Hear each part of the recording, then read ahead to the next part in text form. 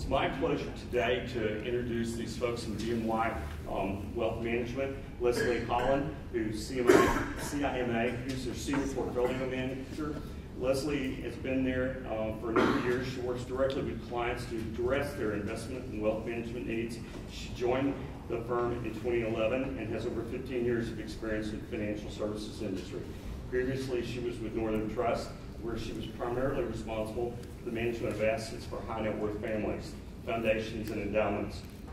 She received her bachelor's degree from Michigan State and a master's from Michigan State University's Broad School of Management.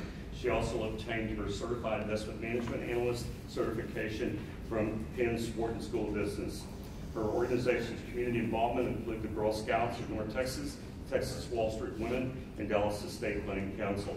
She's joined today by Justin Duke, who's also a Senior Portfolio Manager. Justin is worked in the Wealth Management Group at BNY Mellon. He works directly with clients also. He joined the firm in July of 2015, and he also has 15 years of experience in the wealth management industry. He was previously with Regions Wealth Management, where his primary responsibilities were working with high net worth families as well as institutional accounts. He was the state manager for the Texas Portfolio Management Group prior to joining Regions. He was also employed by a large national bank. Before that, he was with Northern Trust in Santa Barbara, California. He received his BS in Finance from San Diego State. He's been a CFA charter holder since 2005, and he's a member of the National CFA Society and the local Dallas-Fort Worth CFA Society. Additionally, he served as a grader for the Level 3 CFA exams. Certainly qualified. We look forward to hearing what they have to say this morning. They're going to tell us how the world's going to work in the next few months. Good morning. So we love getting the invitations for breakfast because everybody's awake. Otherwise, we always get the one after lunch and everybody's full and tired. So what you have in front of you are a couple of handouts, and so we won't go through each slide, but our goal today is to outline our thoughts specifically on our views of the economy and how we're positioning client portfolios, and specifically what we're doing for investors. So we'd like you to ask questions along the way. We'd rather have this be much more dynamic. So real quick, so we want to thank Chapman Hicks. We want to thank our colleague Marilyn Harris for the opportunity to present to you today. Real quick, BNY Mellon was founded over 220 years ago by Alexander Hamilton. So it's good that we have a very broad history, because when you show up after the volatility we've had in the markets, it's pretty impressive that we can say we've managed wealth since America's been creating it. So as Greg mentioned, we serve high net worth families, foundations, and endowments. Our office is located just in Dallas there on Sherry Lane. And so Justin and I and our team of 16 folks out of the Dallas office, we serve the high net worth individuals in Texas, as well as Oklahoma and Louisiana. So I'll let Justin go ahead and kick it off. Specifically, our firm manages over $200 billion. We're the 7th largest wealth manager in the country, and we're the largest active manager in the country as well. Thank you, Leslie. Good morning. Good morning. So I'm going to touch on these slides that all of you have in front of you, and we've got a little bit of an issue here with the right-hand side of our slides, so I'm going to kind of cite some things for you. But if you want to pick up your pencils and just write in 5.1% where you have 5.3%. So that was the latest unemployment rate that just came out this past Friday. So we're at 5.1. We put up about 173,000 jobs in the month of August. So that puts us, over the last 12 months, we put up about 248,000 jobs per month for the last 12 months. In August, 173,000 was only the third month in the last 12 when we posted less than 200,000 jobs, but it will likely be revised higher. So we're looking for August, it's seasonally adjusted, to be revised higher over the next 2 months, and so look for those numbers to escalate. So 248,000 is the real key, and you see there the top line, that's the U6. That's the, as we all refer to it, what's the real unemployment rate? That's the underemployed and those folks that have been on the sidelines for so long. And everybody would argue, we've got double-digit unemployment rate when you look at the real unemployment rate. What I would argue, and so therefore the Fed shouldn't tighten, right, here in the next couple of weeks or sometime in the fall. What we would tell you is that back in '94, the Fed actually tightened with a higher real unemployment rate, closer to 11%. So this gives us, a sense that the economy with the U2 or the U3 unemployment rate at 5.1% gives us a sense that we think the Fed will move either in September or December. That's still kind of a toss-up. With more people working, you have more people spending money on retail sales. So this number is held up rather well, and this bodes well for our economy, as 2/3 of the US economy is retail sales or consumer oriented. We would have liked to have seen that little hook there earlier this year to continue to move up with lower gasoline prices. But what we're finding is that with lower gasoline prices, and I'll get into this more in a second, people are actually choosing to either 1, save it, or 2, pay down debt. So, this is a positive. We would like to see it spent because it goes back into the economy and we're only growing at 2 or 3%. But consumers are repairing their balance sheets, and that's healthy. That's a long-term positive for the US economy. So while it's short-term, it doesn't help us that much because we are such a consumer-oriented economy. We think this bodes well long-term for the US economy. And here we go. The oil prices. What's going on with crude? So, people will tell you that we're losing a lot of jobs, and particularly in oil-producing states like Texas and Oklahoma, there are jobs that are being lost, which is disappointing. However, there are some benefits to this as well. You got to look at the other side. And given where crude and gasoline are, this is roughly a $300 billion tax cut for the U.S. consumer. $300 billion in aggregate for all of us. Our money's not going into the pump like it was a year ago or a year and a half ago or 2 years ago, but it's staying in our pockets. We had the lowest Labor Day gas prices we've had in 11 years this past weekend. We had a 1 handle on gas prices here. So, that's great news. A year ago, it was $2.99 or north of $3. So low oil prices, here's the thing, we don't slip into recession because of low oil prices. Usually, it's the opposite. It's high oil, high gasoline prices. That's the tipping point, like in 2008, when oil was at $150, that pushed us into a recession, or high interest rates. We don't think that low oil prices is going to tip us into a recession. Also, or additionally, this could potentially get Congress to actually act on lifting the crude oil export ban at some point this fall, if they can come up with a budget and not shut down the government in 20 days. So with all that to say, on the right-hand side here, you've got a consumer that is more confident, okay? And listen, we're creating jobs, they're spending money, they've got more money in their back pocket due to lower gasoline prices, and they're repairing their balance sheet. All of these things, this is a very nice backdrop for the US consumer. On the left-hand side, you've got an indicator of small business optimism index. That number came out yesterday. It was a touch higher in August than it was in July, 95.9. Again, there's some room here to move higher with both metrics. So we would argue that we think that this economy, we've got a couple of years left in this expansion, same thing with the market, which is what we'll get into in a little bit, because we're not at those stages of euphoria. This is the most unloved recovery in the history of post-war recoveries for the US economy. Everybody thinks it's been too slow, we haven't grown quick enough, it's not as robust, all of these negatives, but all of those things actually give it more sustainability.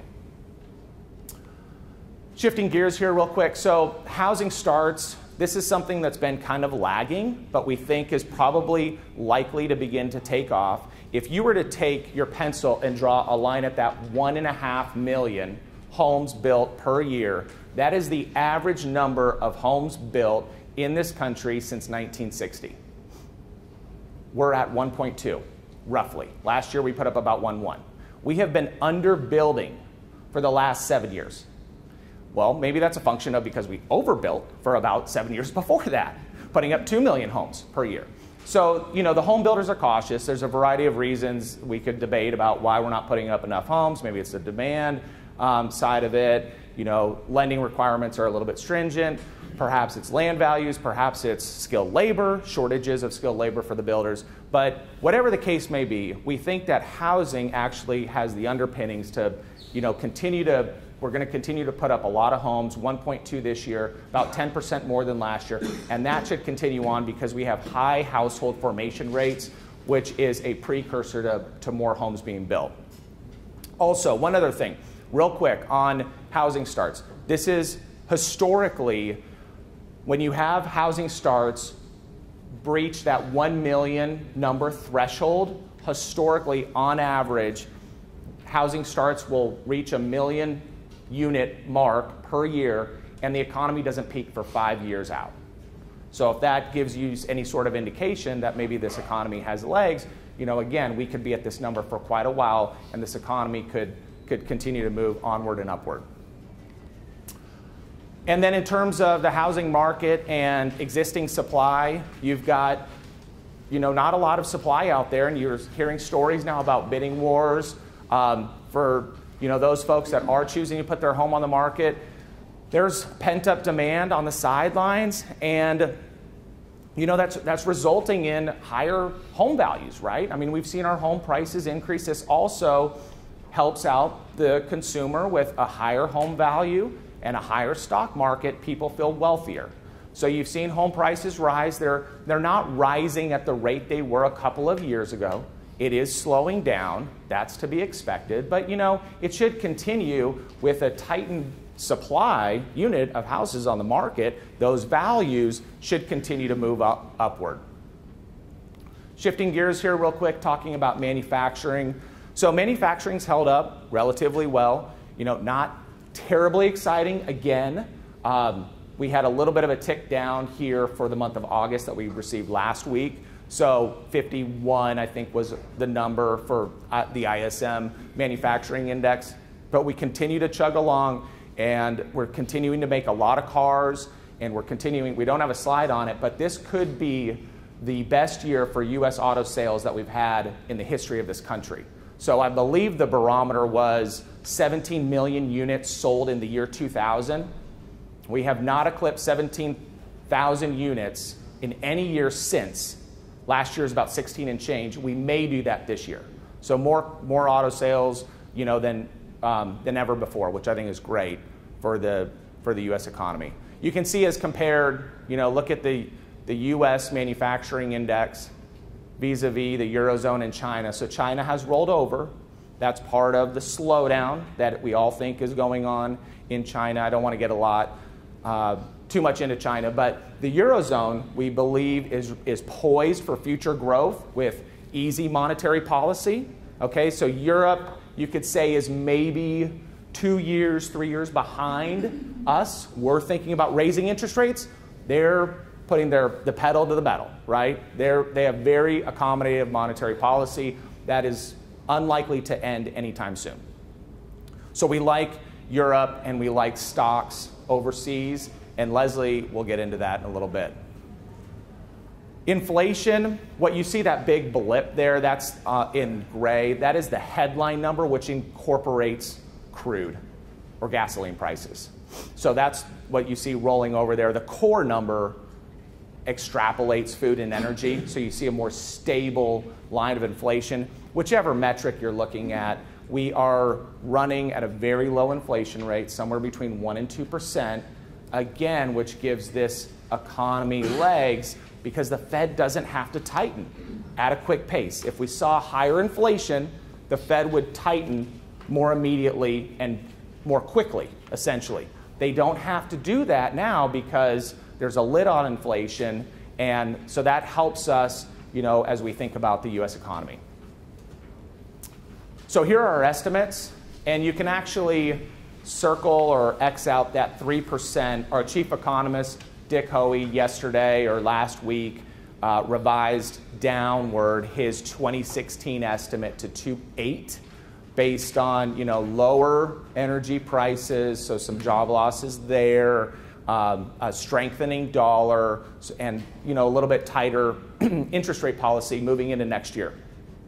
So 2.5% for this year, decent, not great, but we're still, again, we're not overheating, so we don't have to worry about that.